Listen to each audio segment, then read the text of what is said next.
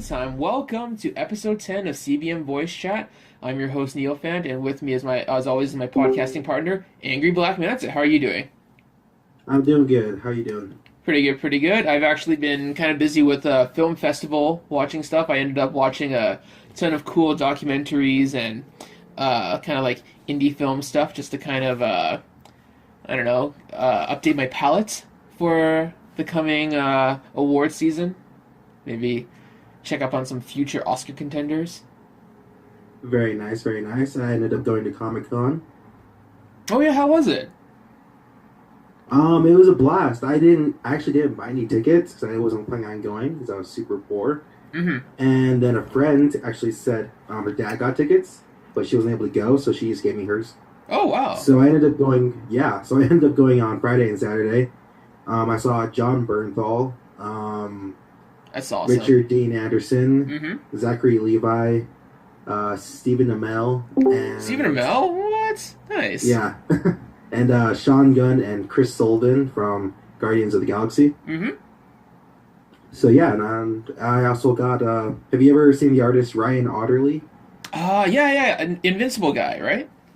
Yeah. So I got him to sign my Invincible. Oh, that's phenomenal. He's been on that book for like forever now. Yeah, like a solid decade, I think. Mm-hmm. Well, that's pretty good though. So yeah, a couple of weeks ago, and sorry to say that because of film festival stuff, I wasn't able to record anything last week. But we were supposed to do a Wonder Woman retrospective, but I've decided to kind of push that maybe to next week or in 2 weeks, mainly because both of us hadn't had a chance to rewatch the movie yet. And that's fine. yeah, and I was wondering, like, do you know if there's anything coming up that might be like kind of like an anniversary for Wonder Woman or something that's gonna be coming out that will be worth revisiting or rewatching it for? I'm not sure. Someone who suggested that we do like a character a week or something. I think that was that not Mango? No, that was my friend Icon, I think, from the NeoGaf chat. Oh yeah. That was the other one. Yeah. But yeah, no. This week we decided to kind of talk about not only some of the interesting rumors and spoilers and leaks from the famous Reddit DCU leaks, but I also kind of wanted to talk to you, AngryBlackManta, about why are these so prominent? Why has there been a whole subreddit talking about potential leaks and spoilers and rumors from the DCEU universe, and why do so many people believe them? You know, I won't lie, I used to be that way. Mm-hmm. Just like searching for every little bit of news and believing in way too much of it. And, well, they had that test screening, right? Yeah. Not too long ago. So that's something that we should be talking about. There was a test screening, allegedly.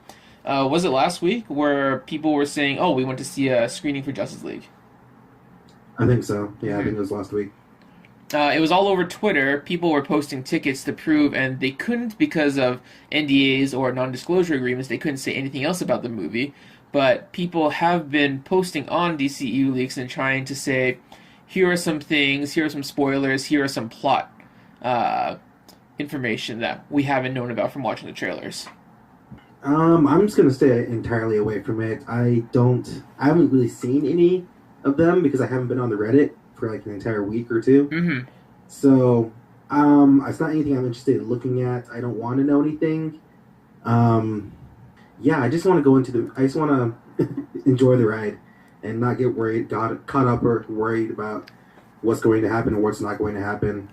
Exactly, but I do want to ask you though, like, for someone who isn't too fond of trying to keep up with all these spoilers and all these like potential leaks and rumors, even if you know that they're false, why do people keep talking about them? Why are they always mentioned all over the internet? Why do actual legitimate news sites decide to post something or make an article about things that they've heard or just stuff that they've apparently gotten from sources that they cannot name?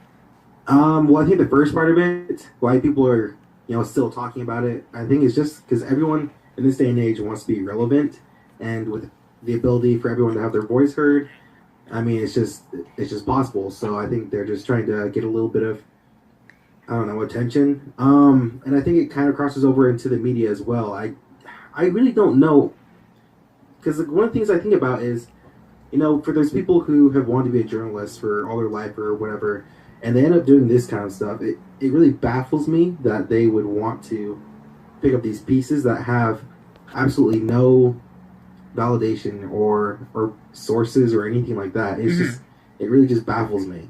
Well, I mean, like, why specifically DC in particular? Why haven't we heard of a Star Wars leaks or a Marvel leaks or a Fox's X-Men leaks Reddit channel? Do you think those have existed but they aren't popular, or do people not care enough, or what's going on there? I don't know. It really is bizarre because Star Wars had the whole Han Solo thing going on, and that's probably worse than anything that in recent memory of the DCU has done. So I don't know why people aren't still talking about that or freaking out about that. Really quickly, could you elaborate on the whole Han Solo thing? Because there's a couple of things I'm thinking of, but I think I know exactly what you're talking about specifically. Well, it was probably the biggest news connected to it was that Lord and Miller had been fired, the directors, when filming was about 80% done. Oh man! So the film is like almost completely done, and all of a sudden they just get fired because apparently they were a problem since the very beginning, or they just didn't get along with Kathleen Kennedy, or with I think it was specifically what's his name, the writer. Oh, Star Wars from the beginning. He's been running Han Solo since day one. Since day one. Lawrence Kasdan? Is that who you're thinking of? Yeah, Kasdan. Yeah, Kasdan. Yeah. They were fighting with Kasdan, and basically they weren't really being very professional or doing their job. So that's kind of a big thing that they would have to fire their directors and bring in Ron Howard to finish the movie. Okay. Or reshoot half of it. To reshoot half of it? Is that accurate? Is that something that you got from a news site, or what people on the internet have been talking about specifically? Was that from an official source?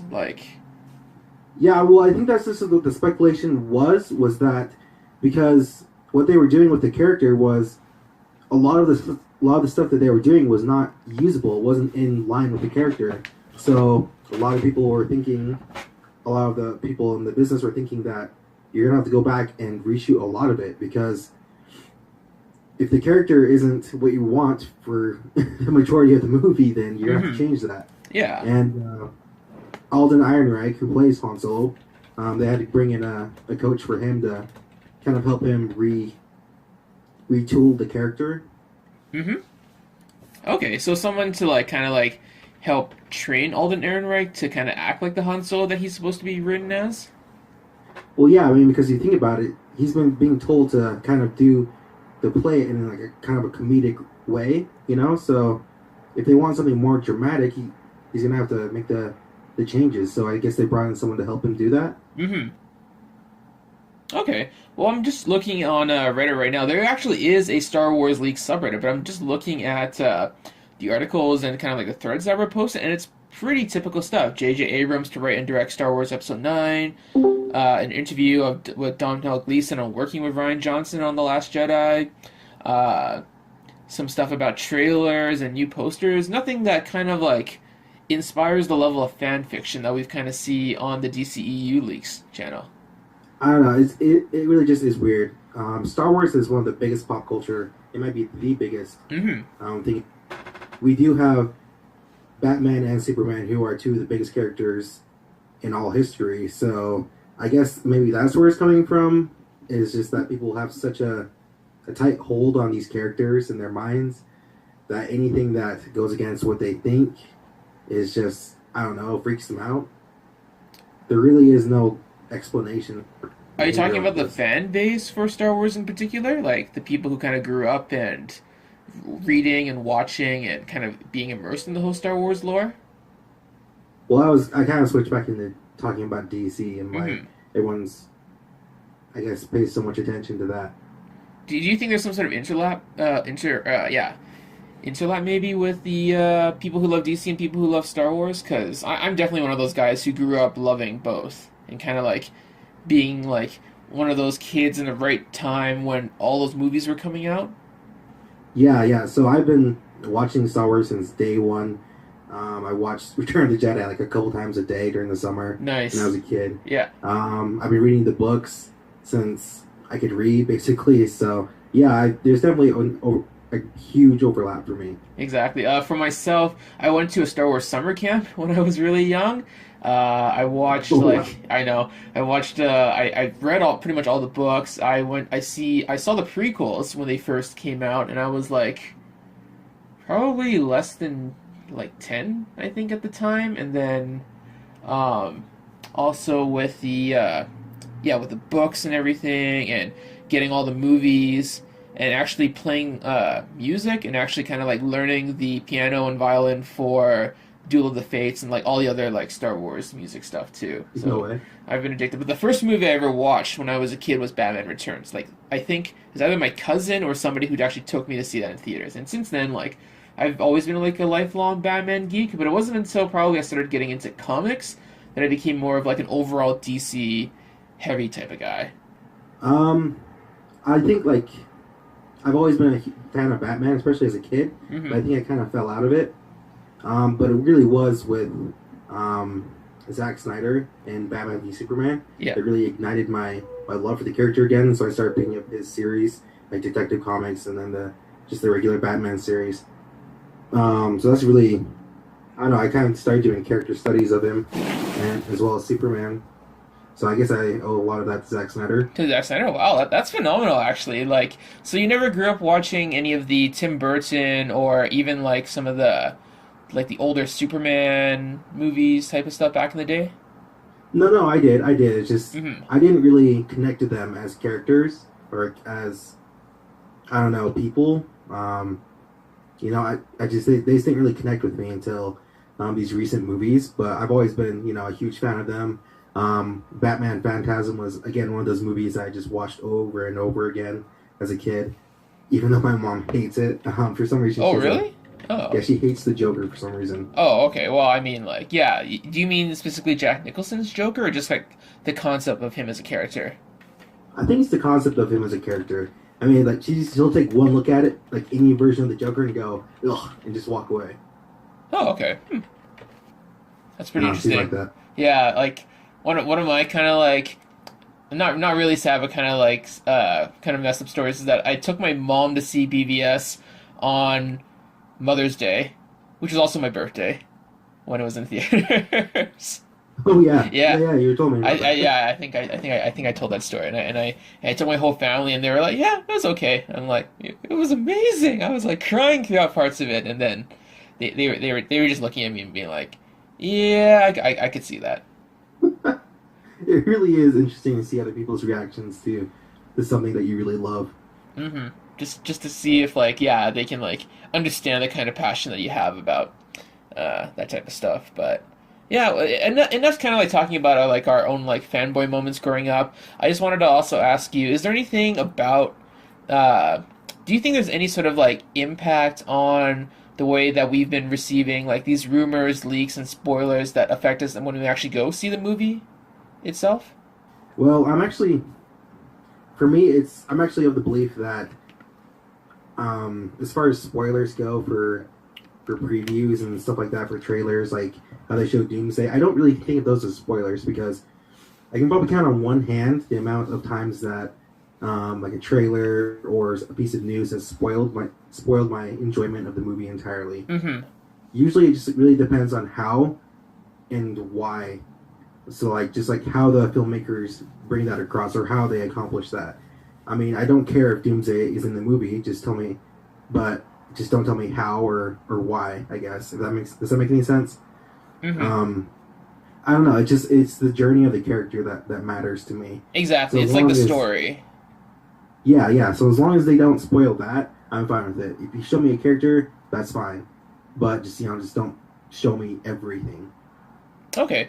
Has there been a moment recently or like that you particularly remember where you were because you were spoiled by something that kind of ruined kind of like your perception of how the movie goes, or like some sort of like big plot detail that you wouldn't have known if you hadn't been spoiled or hadn't like gotten it spoiled to you by someone else on the internet? Nothing really comes to mind recently. I think one thing that keeps getting spoiled for me is Dexter. the last season of Dexter, which Yeah. I haven't watched yet, Okay. just because people keep spoiling it, and so I'll take a hiatus to try and forget the spoilers. That's rough. Yeah. I'll tell you. I'll tell you my kind of like sad story. I played a lot of Star Wars Battlefront. You know that new Star Wars game that came out a couple of years ago, which is the sequel I think Yeah. they're releasing this year. Somebody had typed in as their name like a couple of days before Episode 7 even came out. The name was Kylo Ren kills Han Solo, and I'm really sorry if anyone who hasn't seen Episode 7 yet got that spoiled for you, but it did for me, and I was like, ah, crap. Because I hadn't even, yeah, I had my tickets, but I hadn't even gone in to see the movie, and I was like, are you kidding me? Is that something that is legit? Because I don't actively go out looking for spoilers on anything that's not really DC or Zack Snyder related, so stuff like that completely goes over my head. But even still, like just seeing that as like somebody's name made me question, like it made me think that okay, I'm gonna have to watch out for this moment when it actually happens in the movie, and then it does, and that kind of was like, oh, okay, this is how they're setting it up. It's not bad, but at the same time, I kind of wish it had been a surprise for me at the time. So I'm that guy who spoiled the Han Solo death. Yeah. So I actually saw Star Wars on Thursday night. So I saw the 7 o'clock showing. Yeah. With the Force Awakens, and so we were walking out, and we were talking, and about the movie, and there were some kids lined up, some teenagers lined up, and they had their Jedi cloaks on, and I accidentally said Han Solo died. And yeah, the look on their faces was pretty devastating. Oh really? Oh man! Wow, that's crazy. You're like that. You're like that one Simpsons episode when Homer spoils Empire Strikes Back, and everyone is like, "Why am I still watching this movie then?" Yeah, and like I'm not that guy. I'm never that guy, but I just couldn't. It's Star Wars, and I couldn't stop talking about it. So. Mm-hmm. Yeah, that's that. I really hope I didn't ruin it for them, but I guess whatever. Okay, well, I mean, like, it happens sometimes, but I don't know. Episode 7, there really isn't much that you could spoil about the movie because a lot of it was, and I'll say this merely in jest, a lot of story elements were kind of taken from prior movies, and you could kind of extrapolate how the story would go based on what you had seen from trailers. Yeah. Oh, so I did think of something. Fantastic Beasts was spoiled for me. Oh, really? And I did not enjoy that. Oh, man, Yeah. That's rough. Yeah, it was the whole Johnny Depp twist. So I knew the entire time who it was, but it was just lucky that Colin Farrell was so amazing that I could forget about it for almost the entire movie. Mm-hmm. But then someone had told you that was it that Colin Farrell was the bad guy all along, or was that Colin Farrell would turn to Johnny Depp? That he would turn into Johnny Depp. Oh, okay. Oh, wow. That's disappointing because it was an interesting plot twist, but at the same time I wasn't a super fond of it because I love Colin Farrell too. Like he was amazing in that role. Yeah, it still makes me angry to think about it. So. Mm-hmm. Well, I mean, like he, like when Grindelwald like took Colin Farrell's character's personality, like apparently the real one should still be alive, and there's always a chance that we'll see him in the next Fantastic Beasts movie next year. Yeah, that's what the producers were saying was that they for sure. So I don't know what they have planned for him, but yeah, that was super disappointing because all of the attention in the scene just like completely got sucked out right as he changed. So yeah. Oh, okay. Yeah. kind of that. It is kind of weird though, especially with like that sort of like build up and then realizing that okay, well, from a Hollywood standpoint, and probably because Colin Farrell wasn't willing to sign for like say all 5 movies that they're gonna have this kind of like happen, and also because I guess Grindelwald, it wouldn't have made sense for Colin Farrell to have played Grindelwald if he was already in that particular role as the Auror for the American Ministry, or the equivalent of the Ministry. Yeah, it wouldn't make sense for him to be there, but I would still like to see him again because I really love the character of Percival Graves. Mm-hmm. But I guess it was also because J.K. Rowling actually wanted Johnny Depp for the role, which I don't understand. Really? So. Okay. Huh. I haven't read into that, but that is an interesting choice. But I don't know, Johnny Depp. Like, has he done anything recently that has kind of made you appreciate him after a while? No. No? I'm trying to think of like the last good thing he was in, and then I can't really think of anything except for maybe Sweeney Todd. And even Sweeney Todd I thought was okay. Everyone really liked him in Black Mass, but I could never finish the movie because I was so bored. Oh, was he in Oh, yeah, he was in Black Mass, yeah. Haven't seen that either yet, actually. It's good, but I couldn't get through it. So the last movie I've seen with him in it is Pirates 5, which was just an abomination. Okay, yeah, I haven't seen Pirates 5 yet, so I'm kind of willing to watch it because, but then again, I didn't like Pirates 4 at all, and I don't think Pirates 5 would do that much better. But I liked the original trilogy, like the first three movies. So it's weird. Yeah, I actually like 1 through 4 quite a bit. Okay. So as like a longtime Pirates fan, you didn't find 5 to be a good entry? No. No? Ah, No. darn, okay. That's interesting, because I've been hearing other people's impressions, and they said that it's actually an improvement from 4 and to some extent even 3, but I don't want to get into too much detail as to why that might Yeah, particularly be no. the case. I don't want to get into it either because I don't want to talk about. Okay. That does remind me though. When we were talking about spoiler stuff, there was something in the news or that in like entertainment news that kind of was brought up, which is that uh, when those impressions of Blade Runner 2049 came out on Monday night, a lot of people were saying just go into the movie blind. Don't read up on any reviews because if you know anything about the plot, it's kind of a spoiler in that way. How would you feel about that? I don't know anything about it, so I just watched the 6-minute short with Jared Leto, Mm-hmm. and I thought that was amazing. So that's all I need to see. Were you ever interested in the original movie, or had you seen the original movie back when it came out, or even recently? So I watched it. I think a little earlier this year was the first time I watched it, and I was actually talking to my brother about it. Because I thought he was really into Blade Runner because it was just his kind of thing, Mm-hmm. and he had told me that he liked half the movie, and that's pretty much how I ended up on that as well. Is half of the movie is I think is really good, and then the other half just loses me. Oh, okay. Do you happen to know specifically which version or which cut of the movie you had seen like earlier this year? I want to say it was the director's cut. Okay, because there's like apparently there's a final cut, there's a theatrical release, there's like another version on top of that.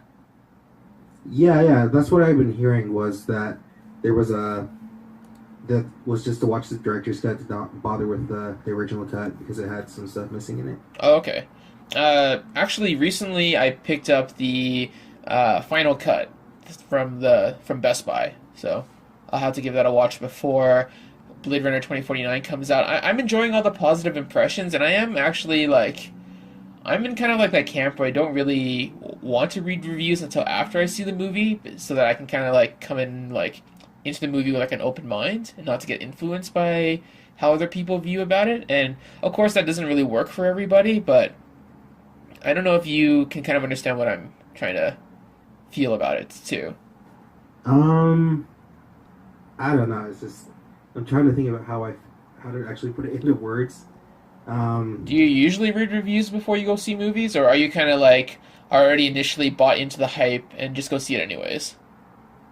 It depends. It really just depends on the movie and my anticipation for it. So if it's something I really hated, what I'll do is just I'll look at a couple select reviews or critics that I know will give me an honest review, Mm-hmm. and I'll look at a couple of scores, like the Rotten Tomatoes score, and that'll be it. And I'll just go watch the movie. Like I won't actually read the entire or watch the entire review. I'll just get a kind of a sense of what they felt about it, and then that's it. Okay. But if it's like something I don't care as much about, I'll listen to like a couple different reviews for it. Okay. I'm kind of weird in that if a movie is extremely positive, I don't want to see too much like into like why it's good. I just kind of want to go in fresh. But if it's something that's really controversial or really mixed or has people loving or hating it, I do want to kind of get an impression of what the movie is about and maybe read or watch a couple of reviews before I like fully make up my mind to decide whether I want to go see it or not. And recently that kind of happened with me for Mother. I don't know if you've seen that yet. No, I hadn't. Didn't really plan on seeing it either. How was it? I actually really liked it. Like, there are definitely some parts where I could definitely tell that people weren't going to like it, but at the same time, I felt overall it wasn't it was a movie that was trying to say something, maybe not exactly with like the best execution or with the best pacing uh, or time or even kind of like story overall, but it's still I don't know. I wouldn't say it was enjoyable. It was more like it was something that you don't necessarily see all the time with films. Hmm. Yeah, and because it offers something unique that I was able to kind of appreciate it more than a movie that is very well made or well told, but if it doesn't give me anything special or give me any like lingering impressions, I won't like it as much type of thing. Okay. So is it? So what I've been hearing about it is it's not actually a horror movie. No, not really. It has like some suspenseful moments. It's more in line with a thriller than anything else. Okay, because yeah, that's the impression. I've only seen one trailer of it. I only saw one trailer, and that was like a week before it came out. And my impression was horror movie. Hmm. So I guess that's where a lot of people got hung up was that the promotion had promoted an entirely different movie. Yeah, that it was advertised as a horror movie, but then when people watched it, they were disappointed that it didn't really scare them or anything, and that might have led to the currently F cinema score, which is for a movie of that caliber with that kind of like creative team isn't a great sign for it. Oh man, jeez. Yeah, Yeah, I hadn't planned on seeing it because I'm not a fan of Jennifer Lawrence, really. yeah, yeah. I guess. Okay. Would you be interested in reading the plot summary or just kind of like looking up what happens on Wikipedia? Would that potentially entice you to want to watch the movie, or would you just be satisfied knowing, oh, this is the story, I don't need to watch it anymore, type of thing? It could go either way, honestly. Um, how's what really depends on is the performances for me. Yeah. Yeah, I can watch. I'll watch any movie, even if it gets like a terrible score, and I still want to see it. I can watch any movie as long as there's good performances in it Yeah. or some good action. Okay. What about something that promises you something that you'll never see ever in any other movie, or something that will shock you or throw you to the point where you'll think about it after the movie's done? Does that entice you in any way? Sorry, say that again. I only caught part of Oh, the sorry. question. If a movie promises you something that you've never seen before, or offers something that's really shocking or provocative, or will give you some sort of lingering impression after you finish the movie, would that entice you to want to watch it? For the most part, yes. Especially if it's something visual.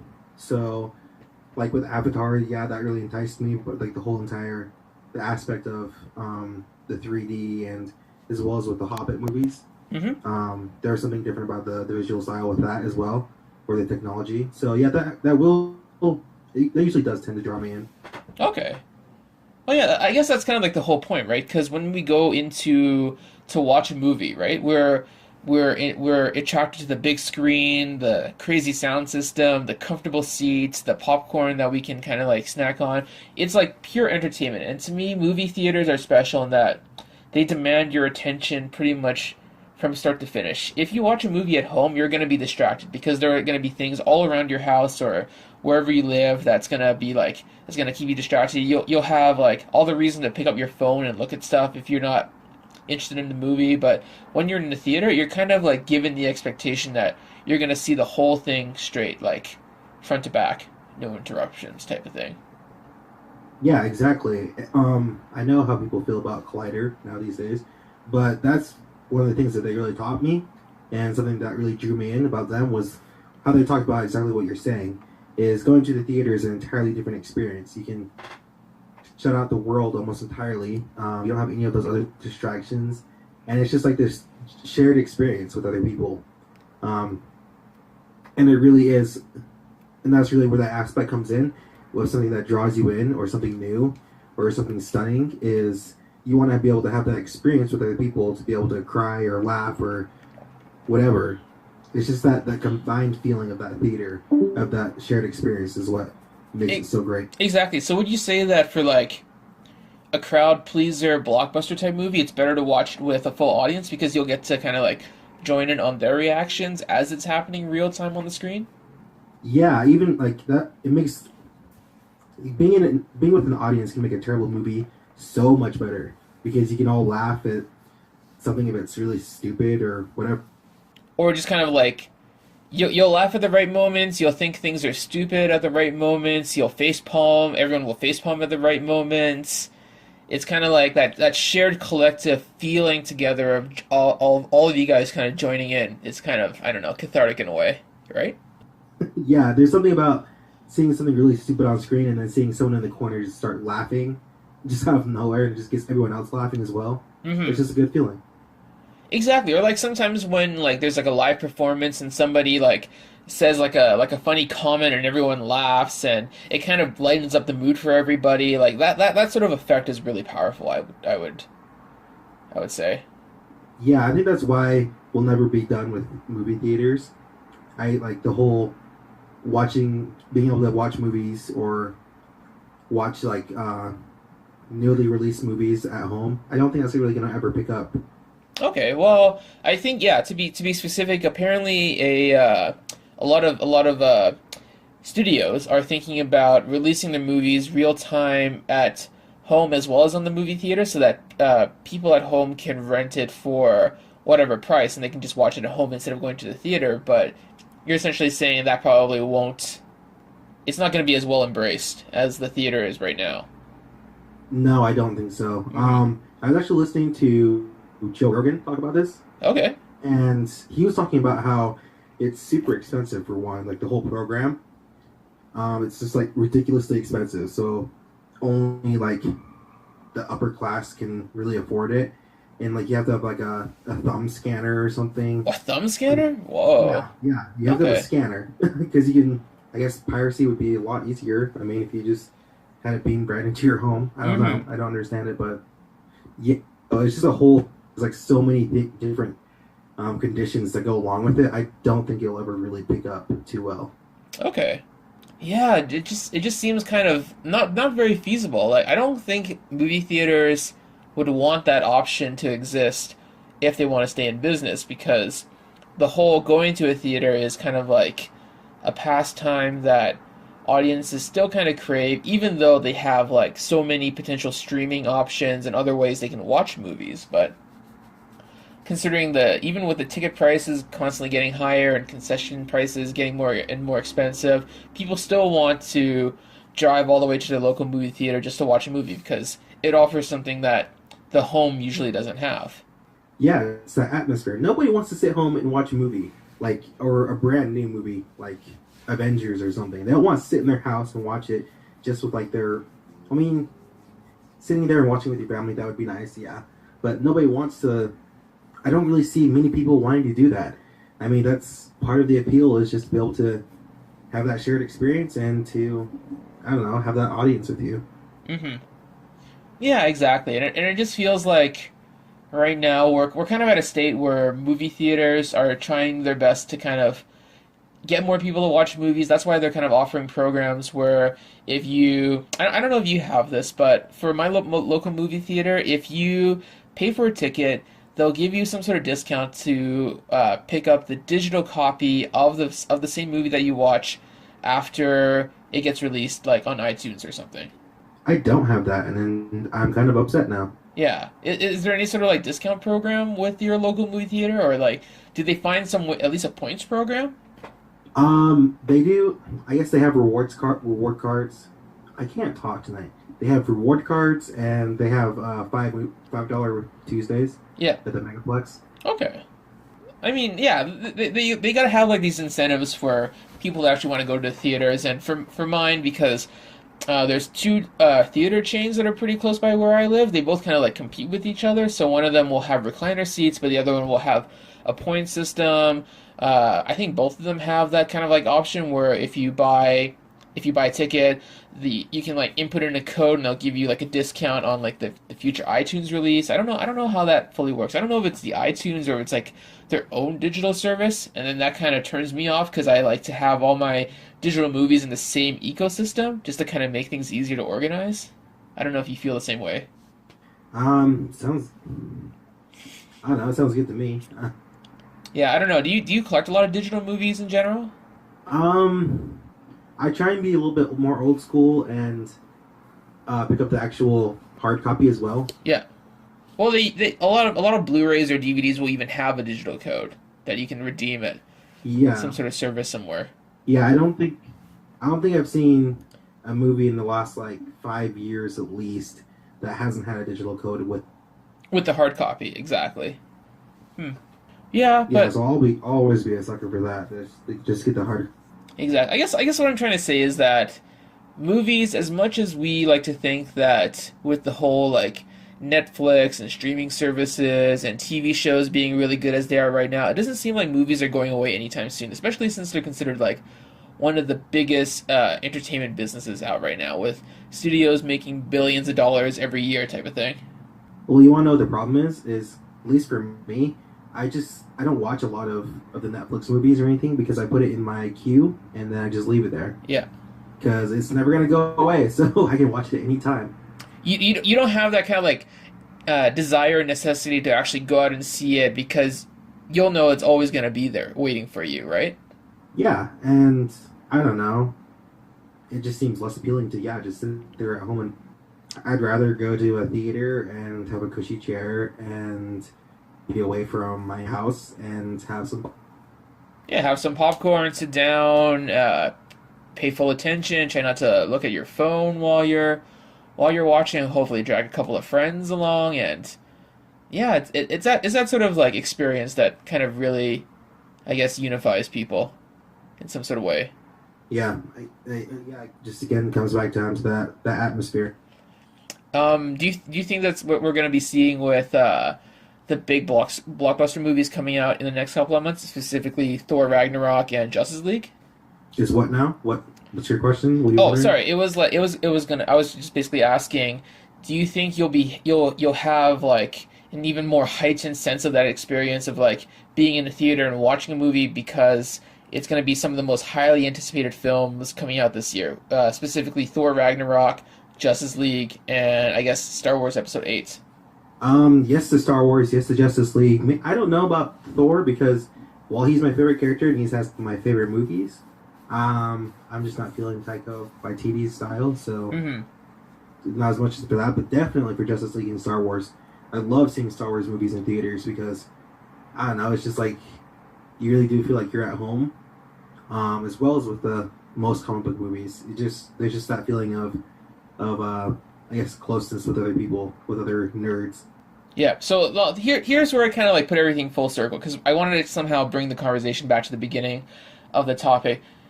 Would your experience at the movie theater be lessened if you had learned about a spoiler and it was confirmed and everything about that movie? I don't think so. You don't think so? Okay.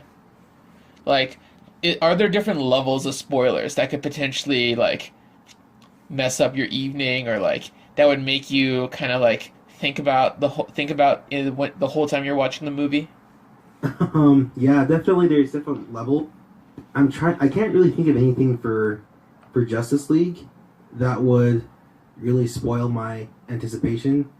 Again, it just comes down to how much I know, I guess. So yeah, there's levels.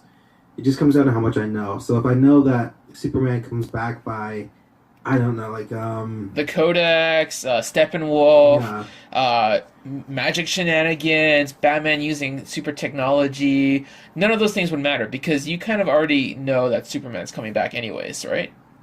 yeah. So then I can just think about like, well, how exactly will that play out? I don't care. Like I know we all know he's coming back. I really don't care how he comes back as long as he's just not evil. If someone tells me that, oh, he comes back and this is how they do it, and he goes and visits his mom first because he's not sure about being a hero or something like that, then yeah, I'll be a little bit upset about that. But Hmm. eh. would there be any spoiler that you would want to know prior to watching the movie that would actually kind of like ease your mind as you're watching Justice League? Is there something that you've always kind of been worried about? What if someone told you that Superman will have like that kind of moment where he realizes he needs to be the hero? He never ends up being bad or confused or unsure of himself after that point. Yes, tell me that. That's a spoiler I would want to know. Exactly. Just to put it to the side, because I don't think it's going to happen, but just to know for sure.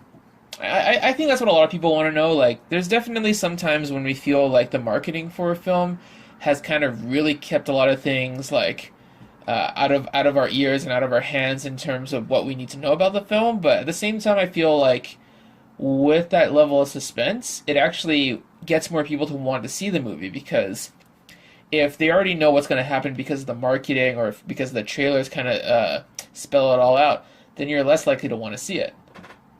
Yeah, I agree. Yeah, I'm just running through my head trying to think of all these different spoilers or something, and it's just like I don't care about most of them. I really just don't care. That's interesting. I think I'm kind of the same way too. Like, in the end, a movie needs to be able to stand on its own. It doesn't need to have like some sort of big mystery, or else if it gets revealed, it ruins the whole thing. I feel like if a movie has to do that, or if a movie has to constantly tease you or like give you some sort of one impression, but then kind of changes everything around in the last couple of minutes, if it does that and it makes that kind of like the central focus of the film itself, it wasn't a film worth watching in the first place. No. If your entire film hangs in the balance because of one scene or one shot or whatever, then you failed at your job. Yeah. Okay. I now want to bring up The Sixth Sense, because I don't know if that would count as one of those kind of movies, because I do like The Sixth Sense, but then again, I haven't rewatched it because I already know what the twist is, so I don't see the point of going through that whole experience again. What about movies like that? I it's kind of hard for The Sixth Sense because I was a little bit too young to really be into it or to appreciate it. So, but yeah, I think it's a little bit different with those kind of movies. Because I'm thinking Split was the last movie that had that I've seen that had a twist like that at the end.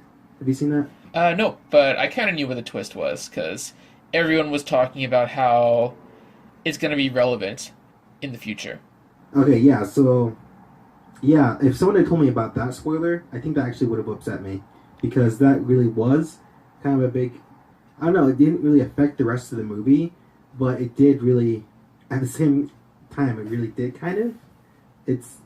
I really don't know how to explain it. It's kind of like, well, that's why I kind of want to figure out if there are different levels of spoilers that we should be talking about. If there are like different extents to which a film can be spoiled, and if we are okay with some of them and definitely not okay with others. Like, are you able to find maybe like some sort of like category between those two that would kind of make sense in your head? I really don't know how to exactly differentiate it, because it's I feel like I don't care as much if it's something that is really directly connected to the story. No, that doesn't really. Okay. I don't know. Have you ever listened to they're called the Comics Conspiracy Podcast?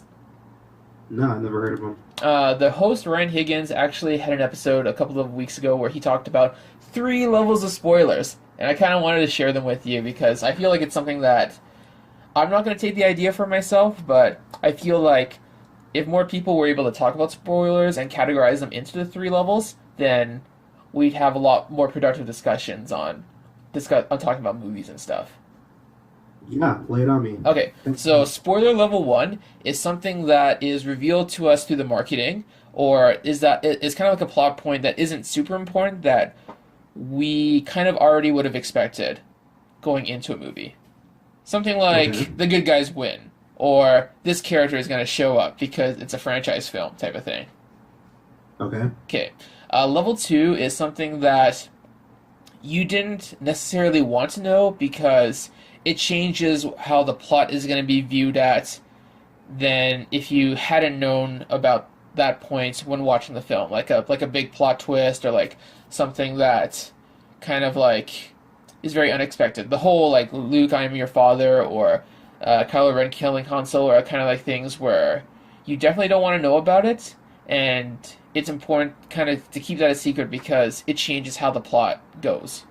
Okay, yeah. And then finally, spoiler level 3 is something that is so secret and so like awesome that if you were if it was revealed to you earlier, it would completely change how you viewed the entire movie, like the movie entirely, or it would be like some sort of like fan service moment that would have been diminished for you if you had known about it before. Okay, I kind of feel like that's actually closer to the level of like the level not 2 one, being- right? Yeah. being a little bit more okay. I don't know. That's how the host described it. So I don't know. I just wanted to share that with you. I don't know if that's specifically exactly what he was talking about. I do know that's kind of generally what he was kind of like categorized in terms of anticipation and hype compared to how important that spoiler is, type of thing. Yeah, that actually helps a lot. I mean, I think you could add more into there, like different categories of spoilers. I feel like there's still a little bit more room for that, but Okay. yeah, that's actually a pretty good start, and like I think that actually would kind of help. Mm-hmm. So we'll definitely keep that in mind when we talk about Wonder Woman in maybe like next week or the next couple of weeks. But I think we're just gonna probably take it easy for the night, and I'm gonna be editing this bad boy. Is there anything else that you wanted to say before we ended the episode? Did you see that article about? You had me thinking about it. Yeah. When you were talking about Justice League and Thor, but did you see that article? But I think like something about how neither movie could really make as much money. Yeah, I think that neither movie is expected to make. Like someone was talking about how they couldn't imagine either movie making as much movie as it. Wow. Wait, it as in the horror film that just came out? Yeah. Oh, okay. No, I have not. I have not seen that article. Is that some sort of like anticipation versus expectations type of article? I don't know. I just saw I didn't actually even click on it because I have stopped doing that. But yeah, it seemed very clickbaity. But yeah, I'm trying to see if I can pull it up. Okay. No worries, because yeah, no, I'm trying to think of it. I did see a thing on Twitter where it's already up to 500 million after only, I think, 3 weeks at the box office. It's now like the #1 horror film, so I don't think Justice League or Thor Ragnarok is going to be able to beat that record, considering they're both not horror films. Huh. Okay, it was by Forbes, and it says it box office Pennywise may be bigger than Thor and the Justice League. Oh wow. It's not Mark Hughes, is it, or is it the author? I mean. Scott Mendelson. Okay, it's Mendelsohn. Okay, yeah. Interesting. I know he's been doing a lot of box office predictions articles, and he's been kind of like, I remember I think this week he kind of posted either like a negative viewing perspective on how much Justice League could make, and then the next day he made like a positive, optimistic look at how much Justice League could make, assuming like there were these factors in play. So he's pretty heavy on the box office stuff. But yeah, that's pretty interesting. Cause have you seen it, by the way? I haven't. I've been so poor. Look, Okay. Poor. Okay. So I saw it last week. I really liked it. I think you will too, actually. Yeah. So my 15-year-old and 13-year-old nephew and niece actually went and saw it with their dad, and they thought it was funny. Mm-hmm. They thought it was funny? Really? Okay. That's an interesting perspective to look at it. I don't know. Do they watch a lot of horror films? Yeah, their dad isn't really. Well, he does censor a lot of stuff, but like I don't know, if there's something he wants to go see, like it, in the theater, he'll take him home. Okay. Good stuff. Alrighty. Well, you should definitely go watch that, and we'll probably take it easy for the night here. This has been episode 10 of the CBM voice chat, and I'm Neophant, and this has been another episode, and Angry Black Manta, thank you so much for joining me again. Yeah, no problem, man. Thanks for it. And hopefully we'll be able to get some stuff scheduled and maybe have a few surprises for our Wonder Woman retrospective episode coming up. I'm looking forward to it. Alright, well, take care, and have a good night. You too.